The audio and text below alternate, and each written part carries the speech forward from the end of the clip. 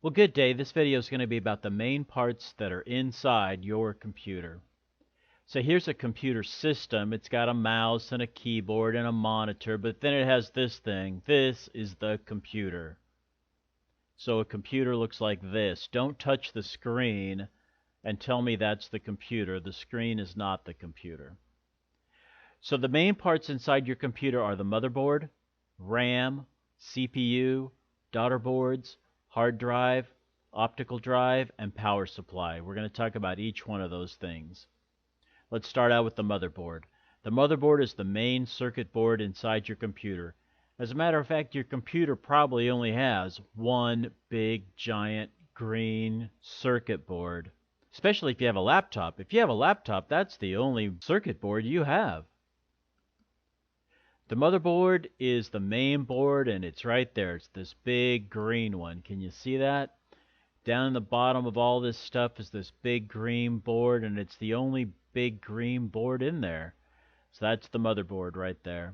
Here's an example of what a motherboard looks like. The next thing I want to talk about is RAM. RAM is this little stick right here that's got these little black squares on it, and it's going to fit right into this slot on this motherboard. Let's learn what it does. RAM is called random access memory, and this is where everything that's on your screen is being remembered by the computer. It comes in things called sticks. Here's 2 sticks of RAM. The sticks are usually installed in pairs, although they don't have to be, but they usually are. They connect directly to the motherboard, as we've already said. They contain billions, literally billions, of little electrical switches that are either on or off. As we learned about bits and bytes, this is where bits and bytes are stored while the characters are on your screen. See these little golden looking tabs on the bottom? Do you know why they look like they're sort of like gold? It's because they are gold. It's made out of gold right there. RAM remembers what's on the screen. If you type the letter A and then you type the letter S, the letter A does not go away. It's still there. The letter A is remembered in the little electrical switches inside the RAM sticks. The RAM only works when the electricity is on. If you turn your computer off, all the switches are going to go to 0. Everything that was on your screen is going to be lost. It's temporary then. It only works when the electricity is running. If you turn your computer off, or if power goes off in your entire room, all the switches are going to go to 0. Everything on your screen is going to be lost. It's not going to be saved. An ordinary everyday computer nowadays has 8 gigabytes of RAM. So how many bits can it save? That's 8 times 8 is 64 billion bits. 64 billion bits. 8 gigabytes, 8 billion bytes. You can see how much RAM your computer has if you're on a PC by holding down the Windows key and tapping the break key. If you have a laptop, you may not have a break key. You could right-click this PC on the desktop. Yours might say My PC instead of This PC. And if you right-click it, you can choose Properties and find out how much RAM you have. Or you can open up the File Explorer on the taskbar. It's that yellow folder at the bottom. Right-click this PC and choose Properties. Hey, let me do that. I'll show you. So here I am in the File Explorer. I'm going to go down to this PC. I'll give it a right-click. I'll choose Properties. It'll show me the System Properties. And it says you have installed memory RAM. I have 4 gigabytes of RAM. Okay, that's not very good. I should have at least 8 gigabytes of RAM, but I don't on my little laptop. So I think I need to go buy some more RAM and put some more RAM sticks in my laptop. Let's go back. The next major part of your computer is the CPU. CPU stands for Central Processing Unit, and it's this little square thing that's got all these little golden pins on it. I wonder why they're golden colored. Yeah, that's because it's made out of gold, and that's no fooling. They are made out of gold.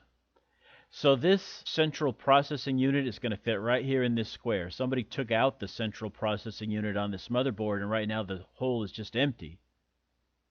Here's another motherboard, and it's got a place for a CPU, but somebody took it out. It's got this big long bar that helps you close in the CPU just perfectly into this little square.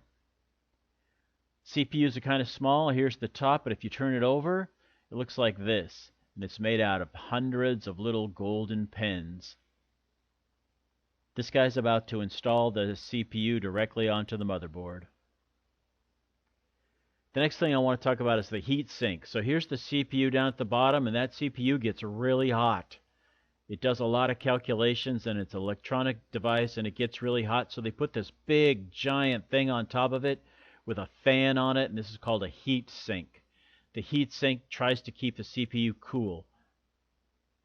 Two things are going to destroy your computer: heat and dust. So we want to keep the heat out, we want to keep the dust out. Here's another heat sink. Underneath this heat sink, there's a CPU hiding underneath there. It's got a fan on top, and it's got all these metal blades that help keep the heat away from the CPU. The next thing I want to talk about is expansion slots. On the motherboard, there are these slots. These are white on this motherboard. And this is where you can plug in extra cards onto your motherboard. Those extra cards are called daughter boards. Daughter boards are these three things, 1, 2, 3, and they connect directly to the motherboard. So I looked at these for a moment, and I thought, oh, I know what that is. That's the video card. A video card is a daughter board that connects directly to the motherboard, and it helps you run your monitor. Here's a typical example of a video card, and it has these golden tabs on the bottom. And I know why they're golden. I know why.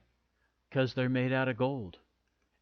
On the end is where you're going to plug in your monitor. So this cable came from my monitor, and I'm going to plug it into the video card, and that way I'm going to hook my computer up to my monitor.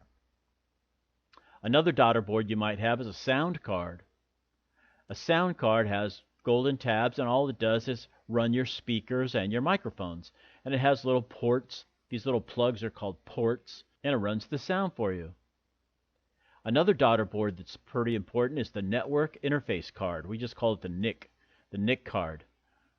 I can tell it's a NIC card because it's got this funny little port on the end.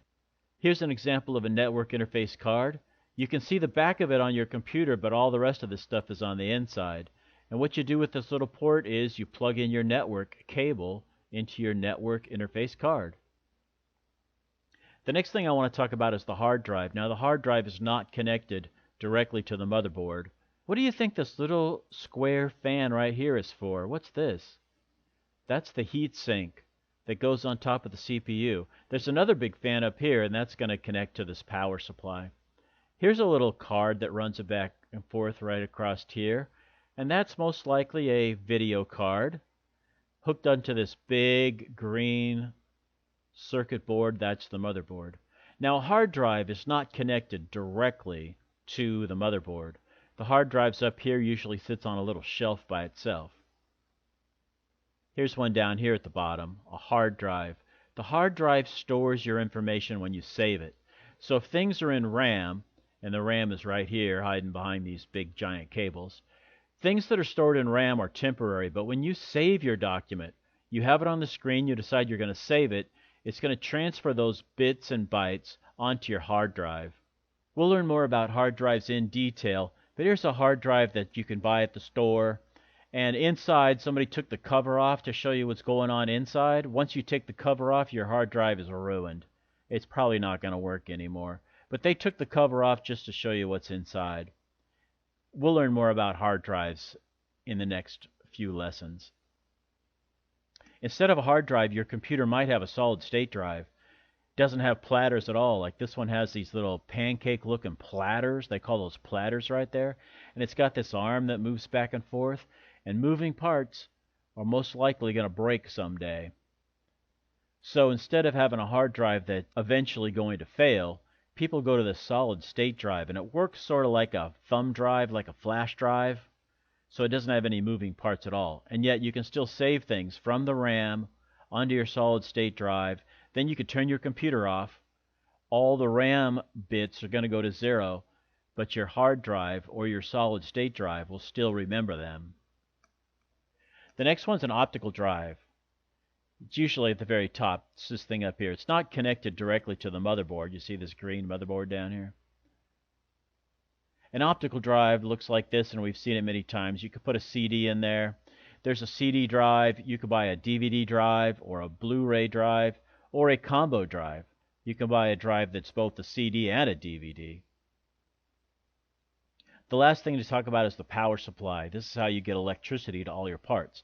And this is where your computer gets plugged in. You take a cable from the wall that you plugged it into, and the other end of the cable goes into the back of the power supply. The power supply for this computer is up here, and it's got all these wires that run all over the place. Some of the wires run over to the CPU fan, the heat sink fan. Some of the wires are running up here. There's probably the hard drive up there. And some of the wires are running over to the motherboard to run the motherboard. So the power supply just has a bunch of wires to send electricity to the parts that need it. Somebody took a picture of the inside of their computer, and I can tell this is a really old computer.